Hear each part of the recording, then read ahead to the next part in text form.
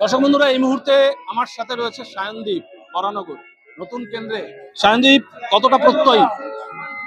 মানুষের যা body language তাতে এবার 100 বললে মানুষকে অপমান করা হবে, 200% নিশ্চিত যে সিট জিতবে।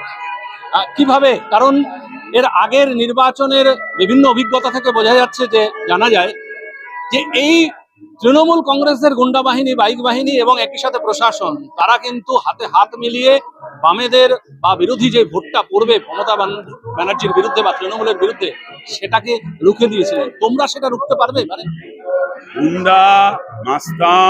গুন্ডা মাস্তানদের প্রশাসন সব চুনোপুটি।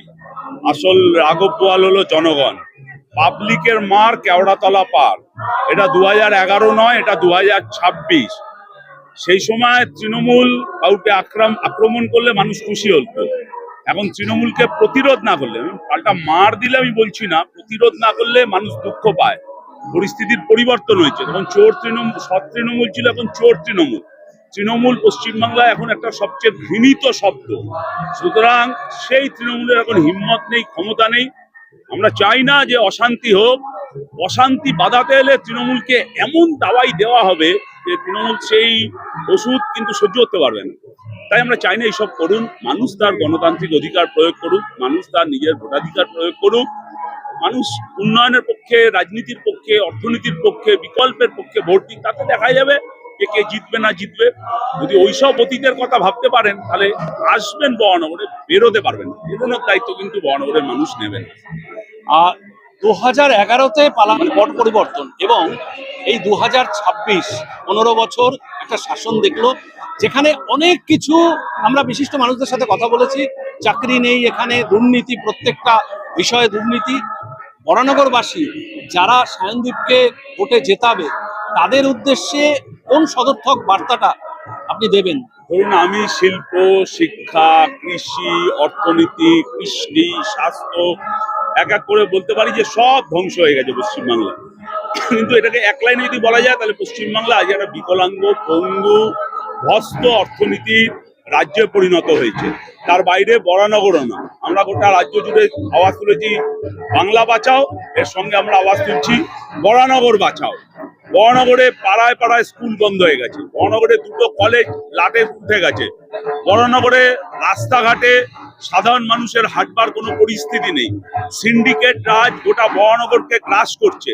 একটা পুরনো ঐতিহ্য সমৃদ্ধশালী এলাকা, সেটাকে তছনছ করে দিয়েছে। এখান থেকে বরানগরের মানুষ নিষ্কৃতি চাইছে। বরানগর ডাস্টবিন না, বরানগর একটা ঐতিহ্যশালী সমৃদ্ধ এলাকা। কাউকে কোথাও ক্যান্ডিডেট করতে পারছেন না, হেরে গেছে বলে বরানগরে বাই ইলেকশনের গাড়ির উপর ফেলে দিলেন, আর বরানগরের মানুষকে সেই দায় বহন করতে হবে। এটা চলতে পারে না। সেই জায়গা থেকে বরানগর নিষ্কৃতি চাইছে, বরানগর মুক্তি চাইছে। তাই বরানগর বাম পথে ভিড়ে যাবে। জ্যোতিবাবুর সিট ছিল বরানগর, মতীশ রায় সিট ছিল বরানগর, অমর চৌধুরীর সিট ছিল বরানগর। সেই জ্যোতিবাবুর সিট পুনরুদ্ধার করবার দায়িত্ব আজকে বরানগরের পার্টি কর্মীদের উপর বর্তেছে। আমরা সেই কাজ করে সফল হব, মানুষকে সঙ্গে নিয়ে। শেষ প্রশ্ন করব, বিধানসভায় যে ঐতিহ্য বামেরা রেখেছিল, এই দীর্ঘ 15 বছরে কোনো সেইভাবে সেই ঐতিহ্য আর বজায় নেই। সায়নদীপ ঐতিহ্য ফিরিয়ে আনার জন্য সেই মারামারিতে লিপ্ত হবে না তো? সায়নদীপের ঐতিহ্য না, এটা বাম সংস্কৃতির ঐতিহ্য, এটা বাম পন্থার ঐতিহ্য। বিধানসভাটা যেভাবে চোর ডাকাতের এখন একস্থানা হয়ে গেছে, বিধানসভায় এখন রাজনীতি, অর্থনীতি, সংস্কৃতি, কৃষ্টি, শিল্প, উন্নয়ন এইসব নিয়ে আলোচনা হয় না। পশ্চিমবাংলায় বিধানসভায় আলোচনা হয় তুই চোর না আমি চোর, মুই চোর তুই চোর, চোর ডাকাত, এই নিয়ে আলোচনা হচ্ছে এবং মন্দির মসজিদের রাজনীতি হচ্ছে। বিধানসভা মানুষের কৃষ্টি, সংস্কৃতি, অর্থনীতির কথা বলার জায়গা যাতে হোক, সেইটা মানুষের কণ্ঠস্বর প্রতিফলিত, সেই মানুষের কথা নিয়ে আমরা বিধানসভায় পৌঁছাবো। দর্শক বন্ধুরা, এইরকম তেজ বিধানসভা নির্বাচনের দিনও সায়নদীপের থাকবে, সেই প্রত্যয়ই কিন্তু আগামীর পথ চলছে। 23শে এপ্রিল এবং 29শে এপ্রিল চোখ রাখবেন। এই সায়নদীপরা মনে হয় একটা নতুন ইতিহাস রচনা করবে। ধন্যবাদ। দর্শক বন্ধুরা, একটি মহতী অনুষ্ঠানে এই মুহূর্তে দীপশিতা এবং নির্বাচনী প্রচারের কাজ সেখানে একটু স্থগিত রেখে এখানে এসেছেন। আমি পরবর্তী সময় আপনাদের বিস্তারিত প্রতিবেদনে বলবো। দীপশিতার কাছে আমার প্রথম প্রশ্ন, দীপশিতা, বালি ছেড়ে দমদম উত্তর, এখানের উত্তর কি সাধারণ মানুষের জন্য অন্য কিছু অপেক্ষা করছে? সাধারণ মানুষ তারা তাদের ঘামের দাম চান, তাদের নাগরিক পরিষেবা চান, শিক্ষা স্বাস্থ্য নিয়ে কথাবার্তা চান। আমি বিশ্বাস করি দমদম উত্তরের মানুষে তাদের উত্তর ভোটের বাক্সে দেবেন। এবারের নির্বাচনে আপনাদের মানে যুব সমাজ বা এই ছাত্র দল প্রচুর পরিমাণে বামেদের প্রার্থী তালিকায় স্থান পেয়েছে। এটা কি নতুন কোনো ইঙ্গিত যে এরাই আগামী ভবিষ্যতে বিধানসভায়? তো আমাদের তো মনে আছে 2011 সালে শত্রুদা নির্বাচন লড়েছিলেন, মধুজাতি নির্বাচনে লড়েছিলেন, বা 2021-এ এক ঝাঁক আমরা তো নির্বাচনে লড়েছি। পার্টি ধারাবাহিকভাবে চেষ্টা করেছে আগামী প্রজন্মকে তাদের হাতে দায়িত্ব তুলে দেওয়ার জন্য, তাদেরকে আরো দায়িত্বশীল করার জন্য। সেই কাজ আমরা করেছি। সাধারণ মানুষের উদ্দেশ্যে কি বার্তা দেবেন? একদিকে টাকা, একদিকে অনুদান, একদিকে ভাতা এবং প্রশাসনিক তাদের ক্ষমতা, আর অন্যদিকে শুধুমাত্র মানুষের আবেগ এবং ওই 15 বছর আগের কিছু স্মৃতি ফিরিয়ে এনে যদি তাদের না, আমরা বলছি স্মৃতি রোমন্থন করতে হবে না। আপনার বাড়ির যে ছেলেটা মেয়েটা চাকরি পাচ্ছে না, সেই ছেলে মেয়েটার ভবিষ্যতের জন্য নতুন বামপন্থীদের নিয়ে আসুন।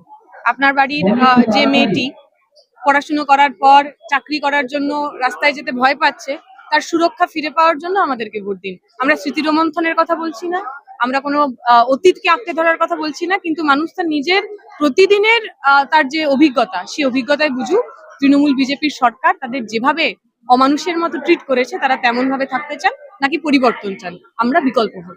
এই মুহূর্তে কি কিছু একটু লোনলিনেস ফিল করছেন যে দু একজন আপনার সতীর্থ প্রার্থী তালিকায় নেই?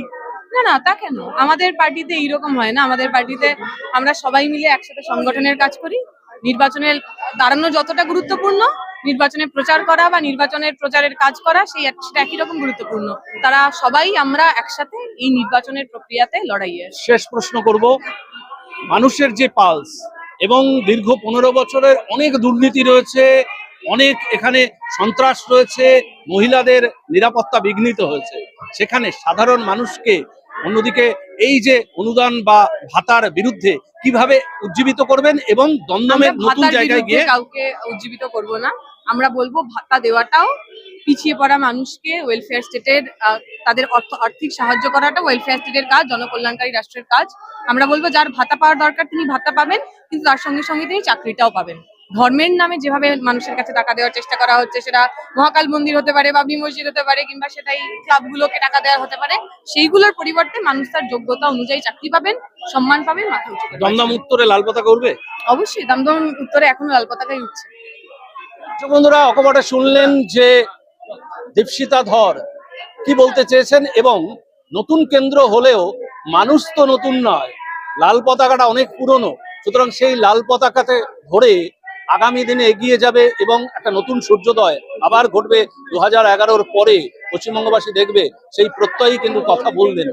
ধন্যবাদ। নমস্কার দর্শক বন্ধুরা, এই মুহূর্তে আমি বেলেঘাটা বিধানসভা অঞ্চলে রয়েছি। আর স্ক্রিনে দেখতে পাচ্ছেন যে এবারে বামফ্রন্ট মনোনীত সিপিআইএম প্রার্থী পারমিতা রায়, তিনি জনসংযোগে বেরিয়েছেন। তার কাছে কিছু প্রশ্ন করব। আর আপনারা জানেন যে টিএমসির প্রার্থী ছিলেন 2021-এ, এখান থেকে জয়লাভ করেছিলেন পরেশ পাল মহাশয়।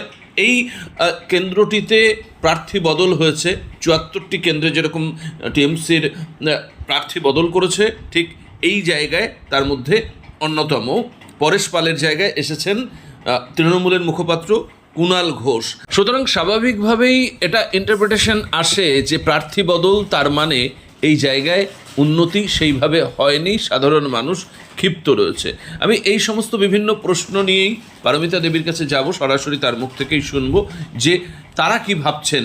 এই লাল দুর্গ এক সময় বেলেঘাটা, সেটাকে আবার পুনরুদ্ধার করা সম্ভব হবে? পারমিতা দেবী কি বলছেন একটু শুনে নিই।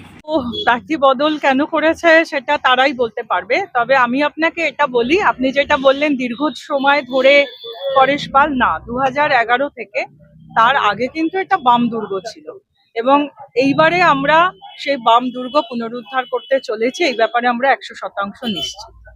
আচ্ছা, আপনার বিরুদ্ধে যিনি তৃণমূল কংগ্রেসে দাঁড়িয়েছে কুণাল ঘোষ, 3.5 বছর জেল খেটেছে, এটা আমরা জানি। সেই কুণাল ঘোষকে কমব্যাট কিভাবে করবেন, যেহেতু তিনি এখন তৃণমূল কংগ্রেসের মুখপাত্র হিসেবে কাজ করেন? প্রতিদিন কিছু না কিছু মন্তব্য তার আমরা টিভির পর্দায় দেখে থাকি। এবারে আপনাকে আক্রমণ করবে সরাসরি, কিভাবে আক্রমণ প্রতিহত করবেন? দেখুন, ও যদি আক্রমণ করে সেটা ওর নিজের রুচি। পছন্দ এবং ওর কালচার, ওর সংস্কৃতি। আমি কোনো রকম ব্যক্তি আক্রমণ করতে যাব না। আমি কি, আমাকে যারা চেনে, আমি কি রাজনীতি করি, কোন মতাদর্শে রাজনীতি করি, আমরা আমাদের কাজই মানুষের সাথে থাকা, মানুষের পাশে থাকা। আর আমার নিজের ব্যক্তিগত সম্পর্কে আমাকে যারা চেনে জানে, আর ওকেও সবাই চেনে জানে যে ও কি এবং কি করেছে এবং ওর রাজনীতিটা কি, ও কোন দলে, মানুষ বিচার করে। 34 বছর আপনারা পরীক্ষিত, তারপরে এরা 15 বছর, কিন্তু রাজনৈতিক বিশ্লেষকরা বলছে, সাধারণ মানুষ বলছে এই দুর্নীতি কোনো সময় দেখেনি। তো এই 15 বছরের টেনিয়রে আপনি কি বলবেন, ইস্যু কোনটা হবে, দুর্নীতি নাকি আপনাদের সেই কৃষি আমাদের ভিত্তি, শিল্প আমাদের ভবিষ্যৎ ফিরিয়ে দেওয়ার লক্ষ্যে আবার শিল্পায়ন? না, আমাদের দুর্নীতি মুক্ত করতেই হবে, গণতন্ত্র ফিরিয়ে আনতে হবে। বিশেষ করে বেলেঘাটার ঘাঁটি গড়েছে দুর্বৃত্তরা, সেই দুর্বৃত্তদের হাত থেকে বেলেঘাটার মাটিকে মুক্ত করতে হবে। আর তার সাথে আমাদের বলতে হবে যে ভাতা নতুন কিছু নয়, ভাতা ছিল, বামফ্রন্ট সরকারও দিত এবং এখন অন্যান্য রাজ্য সরকারও ভাতা দেয়, ভাতা থাকবে, ভাতার টাকা বরং বাড়ানো হবে আমরা জিতলে পরে, এবং তার সঙ্গে সব মানুষের হাতে কাজ, পেটে ভাত, এইটা ব্যবস্থা আমরা করবই করব। কতটা প্রত্যয়ী যে এই কেন্দ্র থেকে আবার জেতার বিষয়? 120% প্রত্যয়ী আমরা।